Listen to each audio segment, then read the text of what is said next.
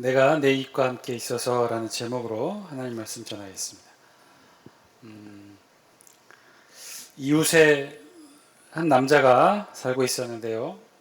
이 사람이 항상 매번 찾아와서는 옆집에 항상 무언가를 빌려가는 모양이에요. 그리고는 몇 날 며칠 사용하고는 사용료도 내지 않고, 그리고 항상 이렇게 빌려서 쓰는 얄미운 사람이 있었답니다. 그래서 이번에는 절대로 빌려달라고 오면 빌려주지 않으리라, 이런 마음을 먹고 어떤 핑계를 대서라도 거절해야지, 그런 마음을 먹고 있었는데, 그날도 또 어김없이 이 남자가 빌리러 왔답니다. 혹시 이렇게 말을 했다는 거죠. 와서는 혹시 오늘 전기톱 쓰실 일 있으신가요? 그랬더니 기다렸다는 듯이 이 주인이 말했어요. 아유, 미안합니다. 사실은 오늘 제가 전기톱을 하루 종일 써야 할 것 같네요. 그랬더니 이 이웃집 남자가 빙그레 웃으면서 이렇게 말합니다. 그렇군요. 그러면 골프채는 안 쓰시겠네요. 그럼 좀 빌려도 되겠죠? 거절한다는 것, 네, 거절한다는 것 참 쉽지가 않습니다. 안 돼요, 싫어요, 빌려줄 수 없어요. 이렇게 단정적인 거절의 표현이 사실은 우리가 하기 어려운 말 중에 하나이기도 하죠. 우리는 그래도 비교적 우리 문화권, 우리 한국의 정서상으로는 그래도 이 표현을 잘 사용하는 편입니다.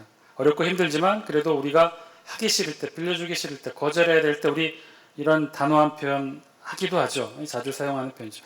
그런데요, 이 가까운 일본에서는요, 아예 이런 표현을 아예 사용하지 않는다고요. 아예 문화적으로 그래요. 정서적으로 그래요. 그러니까 거절도 하나의 예의에 어긋나는 일이라고 생각해서 그 어떠한 일이 있다 하더라도 직접적인 거절의 표현은 절대로 사용하지 않는다고 합니다. 그럼 일본 사람들은 그러면 이런 거절의 표현을 하지 않으면 그럼 거절하지 않는 사람들일까요? 아니요, 그렇지는 않아요. 왜 그 사람들도 거절하지 않겠어요? 단지 표현을 직접적인 표현으로 거절하지 않는다는 거예요. 안 돼요, 싫어요, 빌려주지 않겠습니다. 이런 표현은 사용하지 않고 대신에 그럼 어떻게 거절을 표현하느냐? 간단해요. 그냥 그래요? 한번 생각해 보겠습니다. 이러면 거절이래요. 일본 사람들이 무언가를 상대방이 요청했고 청했던 그 자리에서 바로 승쾌히 승낙하지 않냐고, 그래요? 한번 생각해 보지요. 다음에 다시 한번 연락 주세요. 이런 식의 표현은 100% 거절이라는 거예요. 일본 사람들은 왜 그런 거절 표현을 직접적으로 하지 않기 때문에 그렇다는 거죠. 뭐 굳이 일본 문화를 얘기하지 않더라도 우리도 사실은 그렇죠. 가깝든지 멀든지 사실은 상대 요청에 거절을 말하기가 사실은 쉽지는 않습니다. 거절하기 참 힘들지만, 그럼에도 불구하고 거절을 해야 한다면 사실 거기에는 그만한 이유가 있겠지요. 오늘 우리 본문에 보니까 정말 어렵게 거절을 이어가는 한 인물이 오늘 성경에 기록되어 있어요. 누군가요? 모세이죠. 모세는 지금 사실은 앞장 3장에서부터 오늘 본문 우리 4장 17절까지 이 긴 한 장 반에 걸친 내용이 전부 다 모세의 소명에 관한 내용이에요. 모세가 소명받는 내용이에요. 보통은 이 소명장이 제가 전에도 말씀드렸다시피 예레미야나 다른 예언자들 하나님으로부터 소명받을 때 굉장히 짧아요. 한 장을 넘어가는 일이 거의 없어요. 그런데 이 모세만이 한 장 반에 걸쳐서 하나님 앞에 소명을 받습니다. 소명받는 내용도 장장 5번에 걸쳐서 이 하나님의 소명에 거절하는 내용으로 기록되어 있어요. 모세가 하나님의 소명이 5번씩이나 거절을 하고 있는 셈이죠. 모세의 거절 이유, 그것도 하나님께서 부르시는 소명에 거절하는 이유, 오늘 우리가 읽은 본문에는 그런 모세의 거절의 4번째와 5번째가 기록이 되어 있어요. 우리 다 함께 10절 말씀, 모세의 4번째 거절의 이유, 우리 영상을 통해 같이 한번 읽습니다. 시작. 모세가 여호와께 아뢰되 오 주여, 나는 본래 말을 잘하지 못하는 자니이다. 주께서 주의 종에게 명령하신 후에도 역시 그러하니 나는 입이 뻣뻣하고 혀가 둔한 자니이다. 모세가 거절하죠. 하나님의 부르심에 거절합니다. 그런데 그 이유가 뭐라고 이유를 대고 있어요? 말을 잘 하지 못해서 거절한다는 거예요. 말을 잘 하지 못해서 하나님의 부르심에, 하나님의 소명에 응할 수 없다는 거예요. 나는 본래 말을 잘하지 못하는 자니이다. 나는 본래 말을 잘하지 못하는 자니이다. 본래라고 우리말 번역에 이렇게 번역했는데요. 재미있는 것은 이 히브리 원문에는요, 이 표현이 좀 더 길어요. 히브리 원어로 제가 말씀을 드리면 미테몰 미셸루숑이라는 단어입니다. 이게 길죠. 근데 우리말은 그냥 간단하게 본래라고 번역을 했어요. 그 원래 뜻 하나하나를 좀 살펴보면 깜은 역시 심지어 또한이라는 뜻이고요. 미테몰은요 과거로부터라는 뜻이에요. 미셸루숑은 3일로부터라는 뜻이라고 합니다. 그러니까 이것을 직역을 한다면 심지어 과거로부터도 심지어 3일 전부터도 라는 뜻인 거죠. 그러니까 과거는 물론 3일 전 아니 지금까지도 모세는 뭐하다는 거예요? 말을 잘 못한다. 하나님 저는 잘 말을 못해요. 그걸 우리말로 그냥 간단하게 본래 이렇게 한 단어로 번역한 거예요. 자, 그러니 모세의 표현처럼 주께서 주의 종에게 명령하신 후에도 역시 그러하니 나는 입이 뻣뻣하고 혀가 둔한 자니이다. 본래 과거에서부터 3일 전 최근까지도 오늘까지도 나는 입이 뻣뻣하고 혀가 둔해서 말을 잘 못합니다. 그러니 하나님 이 소명에는 제가 적합한 자가 아닙니다. 라는 말을 지금 하나님 앞에 거절의 이유로 말하고 있는 거죠. 자, 그러면 이 모세의 네 번째 거절의 이유에 질문이 생깁니다. 과연 모세의 표현대로 모세는 입이 뻣뻣하고 혀가 둔한 자일까요? 입이 뻣뻣하고 혀가 둔하다는 건 어떤 걸까요? 발음이 좀 어눌하고 말도 잘 못하고 표현이 좀 이렇게 화려하지 못하고 뭐 이런 걸 의미할 것 같은데요. 실제로 그럴까요? 모세가 그렇게 말이 둔하고 어눌하고 표현이 좀 서툴고 그런 사람이었을까요? 학자들은 이 본문을 가지고 그럴 것이다 라고 일부 학자들은 추정하는데요. 그런데 반대로 생각해 봅시다. 본문의 표현에 의하면 말을 잘하지 못하는 자니이다 라고 기록이 되어 있는데 말을 잘하지 못한다는 것은요, 그 직역의 뜻이 발음이 어눌하거나 정확하게 발음하지 못한다거나 그런 뜻은 아니라고 해요. 그야말로 말에 능통하지 못하다는 거예요. 말솜씨가 좋지 못하다는 거예요. 말이 유창하지 못하다는 거예요. 말이 뛰어나고 설득력이 있어서 많은 사람들을 잘 인도하고 지도하고 그러지는 못한다는 뜻이에요. 자, 그런데 정말 그럴까요? 모세가 어디서 교육을 받았죠? 애굽의 궁중에서 교육받았어요. 왕자로서의 교육을 받았어요. 애굽의 모든 학문과 문화 그리고 그들의 지도자의 교육을 모세가 받았다는 거예요.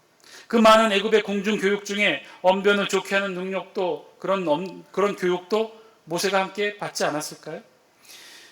아니 그런 교육을 따로 받지 않았더라도 많이 배우면 많은 지식이 있으면 그렇지 못한 사람보다 말을 좀 더 잘하게 되지 않을까라고 생각하는 것이 상식적인 판단이 아닐까요? 지금 그럼에도 불구하고 모세는 지금 자신이 말을 잘 하지 못한다는 이유로 거절하고 있는 거예요. 그러면 모세의 기준에 말을 잘하지 못한다는 것은 어떤 것일까? 아니 모세는 왜 이렇게까지 하나님의 소명에 거절의 이유를 대는 것일까요? 그 이유에 대해 우리 본문은 친절하게 설명해 주고 있지는 않아요. 다만 하나님이 그렇게 이유를 대는 모세에게 이렇게 말씀하시죠. 우리 다 함께 12절 말씀인데 영상을 통해 같이 한번 읽습니다. 시작. 이제 가라. 내가 내 입과 함께 있어서 할 말을 가르치리라. 아멘. 내 입과 함께 있어서 할 말을 가르치겠다. 말을 잘하거나 못하거나 상관없다. 내가 내 입에 말을 주겠다는 거예요. 말을 심어주겠다는 거예요. 말을 잘하지 못한다는, 말의 언변이 뛰어나지 못한다고 하는 이 모세의 변명에 하나님이 이렇게 말씀하신 거예요. 내가 내 입에 함께 있어서 할 말을 가르쳐주겠다. 그리고 우리 본문은 이어서 모세의 다섯 번째 거절의 이유를 기록합니다. 13절 말씀이에요. 우리 13절 같이 한번 읽겠습니다. 시작. 모세가 이르되 오 주여 보낼 만한 자를 보내소서. 아멘. 말을 잘하지 못한다고 하는 이 모세에게 하나님이 말씀하셨죠. 그거 변명이 안 돼. 그 이유가 안 돼. 내가 내 입에 말을 심어주겠어. 그러니 너는 이제 가라. 이 하나님의 판단에 모세가 이제 마지막으로 하나님 앞에 거절의 이유를 대요. 그 거절의 이유가 뭐예요? 하나님 제발 보낼 만한 사람을 보내소서. 하나님 제발 보낼 만한 사람을 보내소서. 이 말 다음에 생략된 말이 있는데 그 말이 뭘까요? 어떤 게 생략됐을까요? 제가 추정컨대 이 말이 생략된 것 같아요. 하나님 제발 보낼 만한 사람을 보내소서. 나는 아닙니다. 알겠습니다. 내가 말을 잘 못한다고 하니 내 입에 말을 주시겠다고 하는 말씀도 알겠습니다. 그런데요, 그래도 하나님, 나는 아닌 것 같아요. 이 일에 적합한 다른 사람을 보내주옵소서. 그러자 지금까지 참고 계셨던 하나님께서 드디어 화를 내시죠. 14절 말씀이에요. 우리 영상을 통해 14절 말씀 같이 한번 읽습니다. 시작. 여호와께서 모세를 향하여 노하여 이르시되 레위 사람 내 형 아론이 있지 아니하냐. 그가 말 잘하는 것을 내가 아노라. 그가 너를 만나러 나오니 그가 너를 볼 때 그의 마음이 기쁨이 있을 것이라. 아멘. 마지막 5번째 이 모세의 거절에 드디어 하나님이 화를 내십니다. 그리고는 말 잘하는 모세의 형 아론을 붙여주시겠다 말씀하시죠. 아론은요, 레위의 4대손으로 모세보다는 3살 위였어요. 이렇게 아론은 출애굽 전에 모세의 대언자로 부름받아 40년 동안, 이후 하나님의 말씀처럼 40년 동안 모세의 동역자로서 그 직무를 감당합니다. 그리고 서둘러 모세의 소명에 하나님께서는 결론을 내리시죠. 모세의 확답도 듣지 않고 서둘러 하나님은 결론을 이렇게 맺으셔요. 우리 16절, 17절 우리 영상을 통해 같이 한번 읽습니다. 시작. 그가 너를 대신하여 백성에게 말할 것이니 그는 내 입을 대신할 것이요 너는 그에게 하나님같이 되리라. 너는 이 지팡이를 손에 잡고 이것으로 이적을 행할지니라. 아멘. 그가 아론이 모세 너를 대신하여 백성에게 말할 것이다. 그는 내 입을 대신할 것이다. 그러니 너는 이 지팡이 손에 잡고 이것으로 이적을 행하며 하나님의 소명에 부르심에 합하게 응하라. 마치 꼭 더 이상 모세의 답을 들을 것이 없다는 듯 하나님께서 서둘러 이렇게 결론을 맺어버리셔요. 결국은 이런 반강제적 하나님의 부르심에 모세는 드디어 하나님의 일을 하게 되죠. 백성들 앞에 서게 됩니다. 애굽왕 바로 앞에 서게 됩니다. 그리고 인류 역사상 전무후무한 하나님의 사역, 출애굽 사역을 감당하게 되죠. 그런데요, 오늘 본문을 보면서 특히나 모세의 이 5번째 거절의 변을 말씀을 읽으면서 제 마음에 계속해서 남게 되는 의문이 있어요. 도대체 모세는 왜 이렇게까지 하나님의 소명에 거절을 했을까요?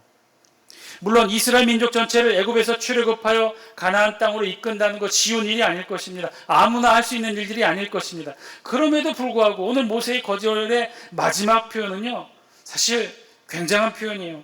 사실상 모세가 한 가장 하나님 앞에 한 단호한 거절의 표현이었을 거예요. 오 주여, 보낼 만한 자를 보내소서. 사실 모세도 할 만큼 다 했다는 것이죠. 4번씩이나 거절했고 심지어 자신은 말을 잘 하지 못한다고, 그래서 뭐라고까지 얘기합니까? 입이 뻣뻣하고 혀가 둔한 자라고까지, 그렇게까지 이야기할 정도로 하나님 앞에 자신은 맡을 수 없다라고 거절의 변을 하나님 앞에 했는데, 그러니까 모세가 할 수 있는 최고의 표현으로 다 거절했는데 하나님이 내 입에 말을 심어주겠다고까지 하시는 이 하나님의 말씀에 모세는요, 그럼에도 불구하고 마지막 변을 하게 되죠. 말을 잘 못해? 오케이, 그러면 너는 입만 벌리고 있어. 내가 내 입에 다 말을 넣어줄게. 마치 요즘 가수들이 립싱크를 하듯이 그렇게까지 하나님께서 하시겠다는 말씀을 들었던 모세가 이제 5번째 거절, 마지막으로 이렇게 표현한 거죠. 모세가 할 수 있는 최후의 표현이었을 거예요. 마지막 표현이었을 거예요. 오 주여, 차라리 보낼 만한 사람을 보내십시오. 나는 아닙니다. 자, 그러면 도대체 모세는 왜 이렇게까지 거절을 했을까요? 이제 이 질문이 이 정도까지 오면요, 사실은요, 우리 마음에 드는 또 다른 질문이 생기게 되죠. 모세, 도대체 왜 이렇게까지 5번씩 하나님 앞에 거절을 했을까? 그러면서 동시에 드는 질문 또 한 가지는 뭔가요? 그러면 하나님은 도대체 무엇 때문에 왜 이렇게까지 거절하는 모세를 붙들어 세우신 것일까? 모세가 이렇게까지 말하는 것은요, 정말 강한 거절인데 보낼 만한 자를 보내소서, 나는 아닙니다라고 최후 마지막까지 이런 강한 거절의 표현을 써서 하나님 앞에 얘기했는데, 하나님, 나는 절대로 안 되겠습니다. 나는 절대로 못하겠습니다. 안 하겠습니다라고 거절하는 것인데, 이런 말을 들으면서까지 하나님 도대체 왜 모세를 붙들어 세우신 것일까? 그 이유가 무엇이었을까? 하나님이 보시기에 꼭 모세가 아니면 이 일을 해낼 만한 사람이 없다고 판단하셔서 그런 것일까요? 도대체 어떤 이유로 모세는 끝까지 거절한 것이고, 도대체 어떤 이유로 하나님은 그렇게 끝까지 모세를 붙들어 세우신 것일까요? 사실은요, 이 서로 다른 두 질문은 하나의 답에서 시작합니다. 무엇을 찾아가든 하나의 답으로 귀결돼요. 그 답은요 11절 말씀에 있어요. 우리 함께 영상을 통해 11절 말씀 같이 한번 읽습니다. 시작. 여호와께서 그에게 이르시되 누가 사람의 입을 지었느냐? 누가 말 못하는 자나 말 못 듣는 자나 눈 밝은 자나 맹인이 되게 하였느냐? 나 여호와가 아니냐. 아멘. 나 여호와가 아니냐. 나 여호와가 이 세상 모든 만물을 지었다는 거예요. 누구를 만드셨다는 거예요? 하나님이 이 세상 모든 만물을 만드셨는데 누구를 만드셨다는 거예요? 사람의 입을 지으셨고, 그래서 어떻게 해요? 말 못하는 사람도 하나님이 지으셨고, 그 말씀인 즉 또 무엇을 전제해요? 말 잘하는 사람도 하나님이 지으셨다는 거죠. 말 못하는 사람도 하나님이 지으셨고, 말 잘하는 사람도 하나님이 지으셨다는 거예요. 또 못 듣는 자나 눈 밝은 자나 맹인이 되게 하였느냐? 다 못 듣는 자도 잘 듣는 자도 시력이 좋은 자도 시력이 좋지 않은 자도 하나님이 다 지으셨고 창조하셨다는. 자, 이 말씀의 뜻이 무엇일까요? 하나님이 하셨다는 거예요. 말 잘하는 사람이나 말 못하는 사람이나 잘 보는 사람이나 잘 못 보는 사람이나 다 하나님이 만드셨다는 거예요. 그런데 왜 그러셨을까요? 왜요? 기왕이면 다 말 잘하는 사람으로, 다 잘 보는 사람으로 만드시지 왜 누구는 말 잘하는 사람으로, 누구는 말 못하는 사람으로 만드셨을까요? 그 이유가 무엇이었을까요? 우리는 가끔 그렇게 생각하죠. 다 각자 쓰임이 있으니까. 말 잘하는 사람은 잘하는 사람대로 쓰임이 있고, 못하는 사람은 못하는 대로 쓰임이 있으니까. 그래서 하나님이 각자의 쓰임대로 쓰시고자 그렇게 차등 있게 차별 있게 만드셨다. 실제로 그랬을까요? 아니요, 그렇지 않아요. 그건 너무 우리가 속상해지게 되는 것입니다. 그야말로 복골복이지요. 좋게 태어난 사람은 좋은 용도의 쓰임대로 쓰임받다가 살다 가는 것이고요. 나쁘게 태어나면 나쁜 용도로만 쓰임받다 한평생 살다 가는 것인데, 그건 너무 우리에게 슬픈 일이잖아요. 창조주가 원망스러운 일이잖아요. 아니요, 그렇지가 않아요. 오늘 본문 11절의 말씀은요, 그런 의미로 하나님이 말씀하신 것이 아니었어요. 다 하나님이 만드셨습니다. 이 세상의 모든 종류와 차이와 격차와 존재하는 모든 것을 다 하나님이 만드셨어요. 그런데 그 만드신 이유는 이 세상 모든 사람들이 그렇게 이유를 알지 못하고 원인을 알지 못하고 차별받고 차등 있게 살아가는 이유가 아니라, 하나님이 이 세상의 모든 것들, 종류와 차이와 격차와 존재하는 모든 것을 다 하나님이 만드셨는데, 그렇게 하나님이 만드신 이유는 단 하나. 그러니 하나님이 하시겠다는 거예요. 하나님이 잘난 사람 데리고 이 세상 다스리겠다는 것이 아니라, 하나님이 못난 사람 데리고 이 세상 다스리겠다는 게 아니라, 그들의 능력과 그들의 쓰임대로 이 세상을 살피겠다는 게 아니라, 그들과 무관하게 누가 하시겠다는 거예요? 하나님이 하시겠다는 거예요. 하나님이 만드셨으니 이 세상 하나님이 다스려 나가겠다는 거예요. 하나님이 섭리해 나가시겠다는 거예요. 하나님이 만들어 가시겠다는 거예요. 하나님이 일을 이루시겠다는 거예요. 하나님의 일은 그래서 하나님이 하신다는 거예요. 결국 미션은요, 소명은요, 하나님의 일은요, 우리의 차이로, 우리의 차별로, 우리의 능력으로 하는 것이 아니라 무엇으로 하신다는 거예요? 하나님의 능력으로 하신다는 거예요. 하나님이 하신다는 거예요. 하나님의 일은 하나님이 하시는 줄 믿습니다. 이 세상의 차이, 능력의 차이, 실력의 차이, 빈부의 차이, 그 차이로, 차별로, 그 달란트로 하나님이 이 일을 하시는 것이 아니라 하나님이 하신다는 거예요. 하나님의 일은 하나님께서 하시겠다는 거예요. 이 세상 모든 만물 하나님이 만드셨고 하나님이 창조하셨으니까 누가 하신다는 거예요? 똘똘한 사람들로 이 세상을 다스리는 게 아니라, 다스리는 것이 아니라, 능력 있는 자들로 이 세상을 다스리는 것이 아니라 누가 하신다는 거예요? 하나님이 하신다는 거예요. 시력이 좋든 시력이 안 좋든, 말 잘하는 사람이든 말 못하는 사람이든 하나님에게는 상관없다는 거예요. 왜?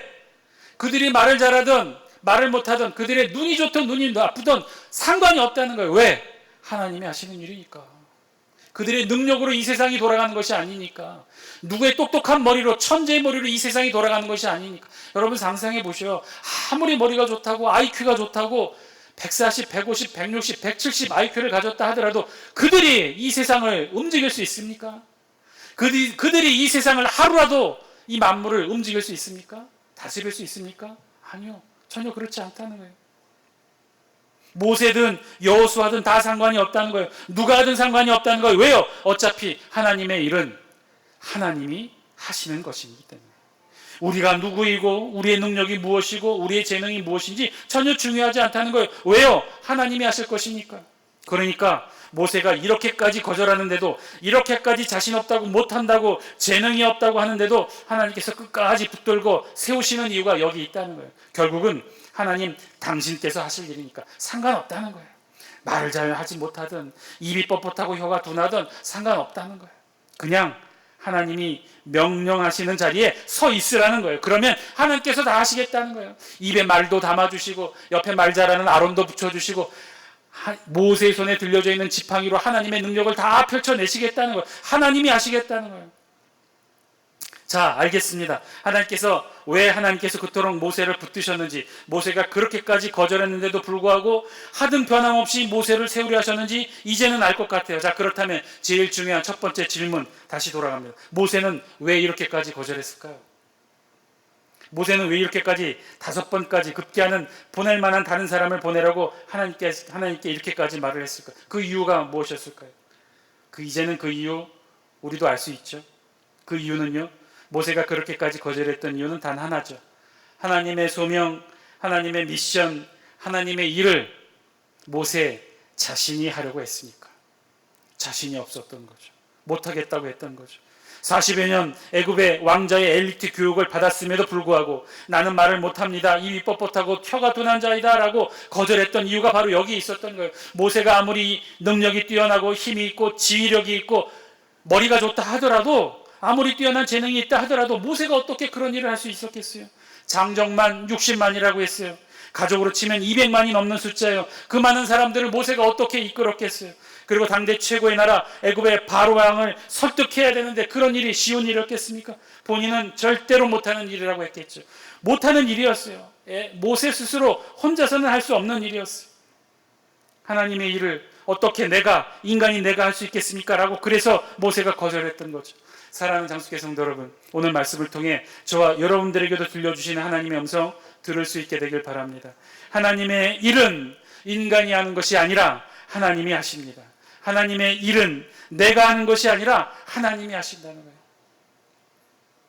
때로는 우리가 전혀 상상도 하지 못할 방법으로, 때로는 전혀 가능할 것 같지 않은 방법으로, 때로는 전혀 이룰 수 없을 것 같은 사람으로 하나님이 이루셔요. 왜냐? 하나님의 일은 오직 하나님만이 하실 수 있으니까.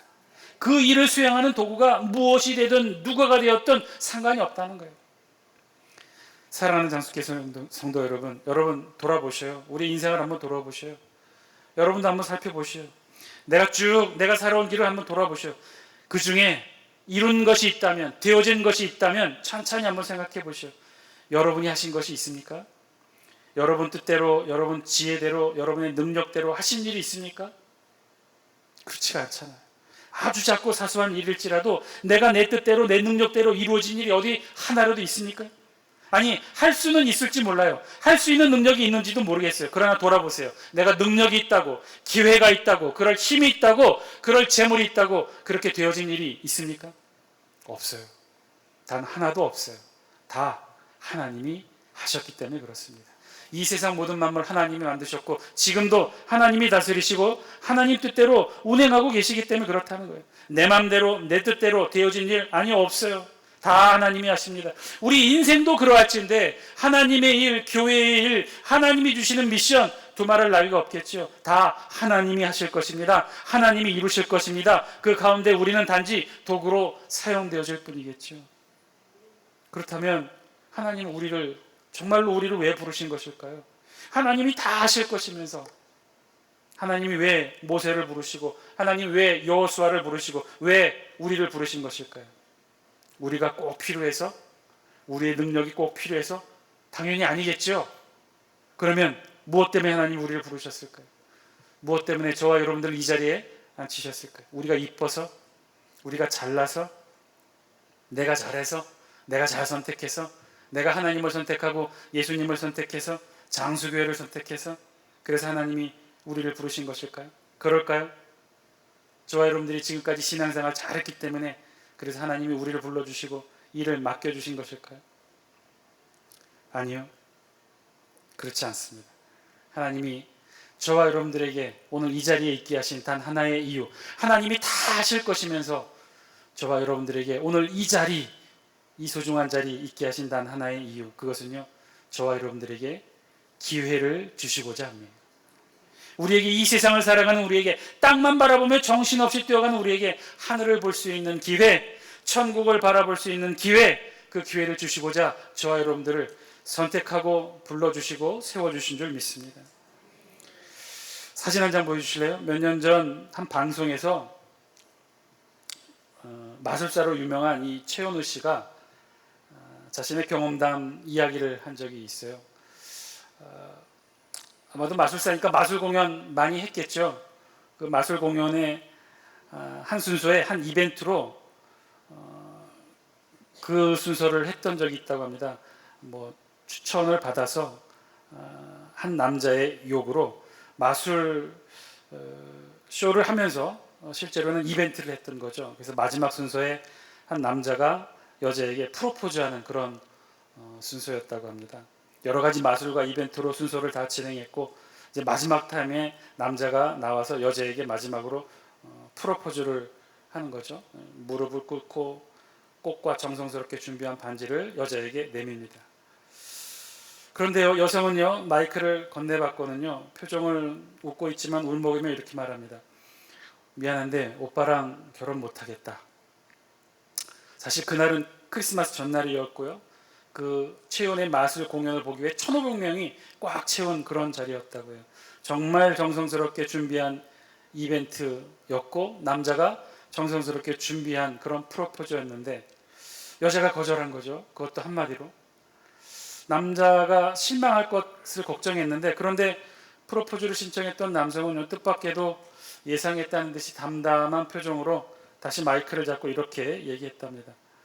남성은 여자친구가 프로포즈를 거절한 이유를 알고 있다고 말하면서 이렇게 설명하는 거예요. 사실은 얼마 전에 여자친구와 병원에 갔는데 여자친구가 말기암 선고를 받았다는 거죠. 암이 워낙 많이 진행된 터라 이제 몇 개월밖에 살지 못한다는 이야기를 듣고는 이 남자친구는 여자친구에게 얼마 안 되겠지만 잠시 동안만이라도 남자친구가 아닌 남편으로서 곁에서 함께 하고 싶었다는 마음의 결심을 하고 이런 프로포즈를 진행했다는 거예요. 그리고 그 사실을 누구보다도 잘 알고 있던 여자친구는 오히려 그 이후로 남자의 프로포즈를 허락할 수 없었던 것이죠. 그러면서 남자는 마지막으로 이렇게 다시 한번 청혼을 합니다. 이 프로포즈를 통해 여자친구의 마음이 바뀔 수 있다면 그게 내 인생의 가장 큰 마법이 될 것 같습니다. 이 남성의 이 고백에 1,500명 관객이 눈물을 흘리며 기립박수를 쳤고 두 사람의 사랑을 응원하게 됐다고 해요. 그러자 마침내 여자친구도 눈물을 흘리며 남자친구의 진심을 받아들입니다. 그리고 일주일 뒤에 그들은 실제로 결혼식을 올리게 되었다는 거예요. 사랑하는 장수교 성도 여러분, 하나님이 다 하실 것이면서 저와 여러분들을 이 자리에 불러주신 이유가 무엇일까요?